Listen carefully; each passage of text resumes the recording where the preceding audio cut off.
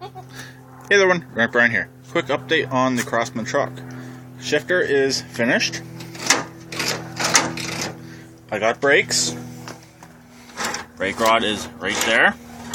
It's moving the transmission. I'll show you how I ended up doing it.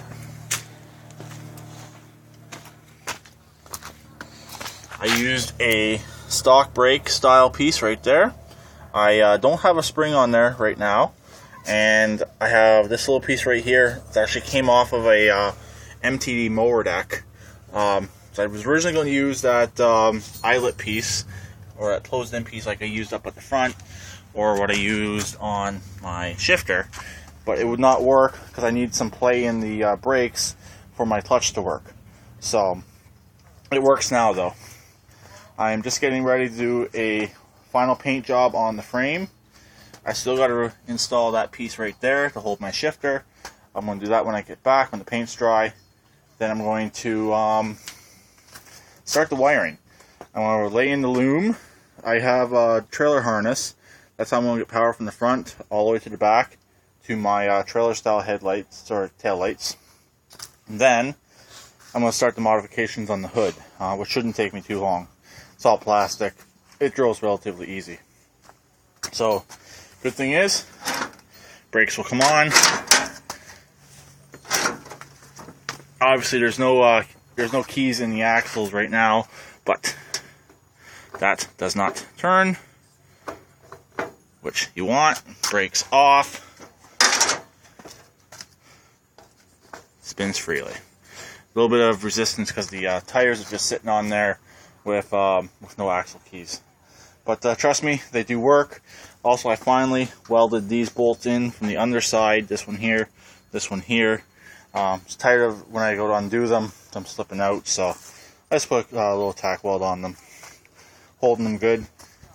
Yesterday, I did my front end here. As you can see, I decided to keep the heat shield. That's just Emily texting, but not a big deal. If you're wondering what the sound was.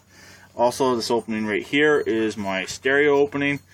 I originally had the mower raised and lower right here, so I just cut out this spot right here, and I actually used the piece I cut out to fill in the hole right there, make it more clean looking. So, but it's coming along.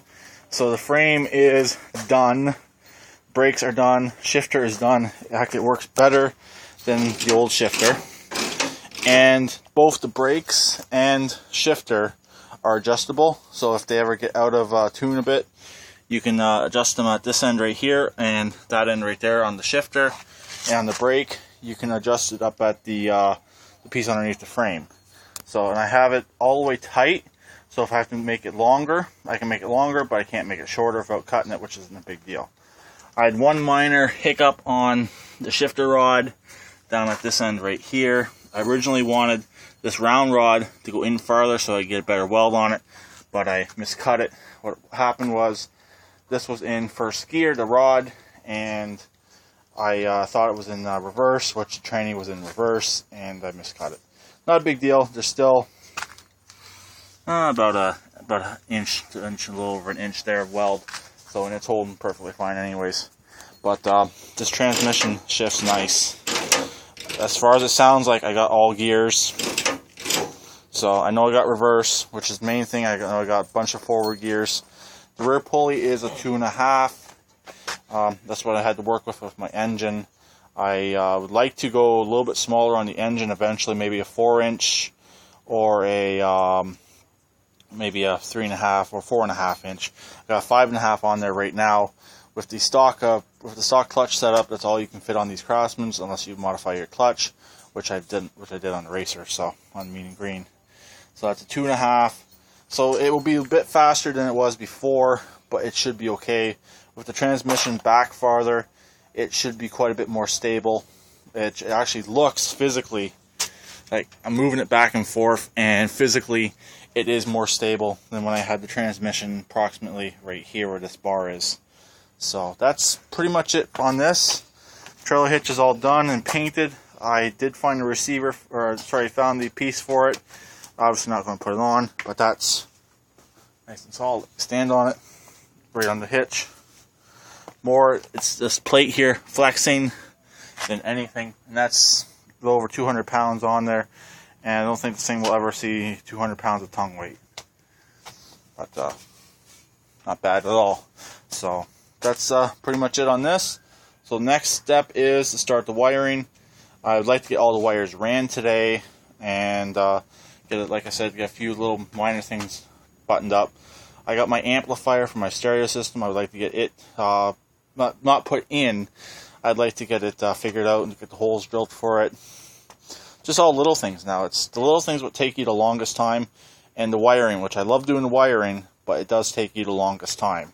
So, but I got a loom. I'm going to run the loom right through.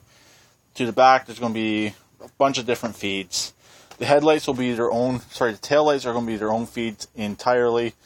And the horn, which I'm probably going to mount, thinking about it on that bar, or I could even mount it on one of these bars here, is going to be its own feed with its own ground. I'll have everything ground at the front. I believe that's the only power sources I need at the back. It's just the tail lights. Oh, and the trailer hitch wiring. I'm going to run a power feed and a ground to the trailer hitch wiring, just as a separate, because my one generator trailer has wiring. But yeah, so that's pretty much it. So Emily, I think, smacked herself in the side of the face with her hand when she's putting her phone back or something, or a fly, or a mosquito. So she's rubbing her face. But anyways, other than that, it's good to go. It's just about ready to be put back together. I could put it back together right now and drive it this week for work, but I'm not. I'm going to wait a week, get one more weekend in on it, so I can get all the wiring done, so I don't have to pull it back apart. I got the use of the trailer for another week, probably have it for another 2 weeks, but I only need it for another week. So that's pretty much it. So I'll talk to everyone later. Please keep it redneck like always, and please subscribe and comment. Don't slap yourself in the side of the face when you're trying to swat at a mosquito. And don't get your antler stuck in your steering wheel.